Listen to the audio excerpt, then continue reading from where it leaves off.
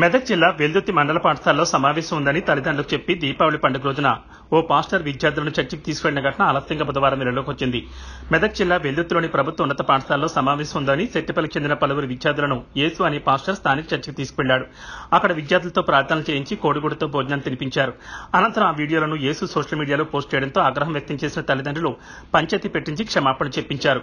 ఈ ఘటనపై ఆర్ఎస్ఎస్ నాయకుల ఫిర్యాదు మేరకు వెల్దుర్తి ఎస్ఐ రాజు ఇరుపక్షాలను పోలీస్ స్టేషన్ కు పిలిపించి మాట్లాడారు. తప్పు ఒప్పుకున్న పాస్టర్ మరోసారి ఇలాంటి చర్యలకు పాల్పడనని మాట ఇవ్వడంతో వివాదం సద్దుమణిగింది.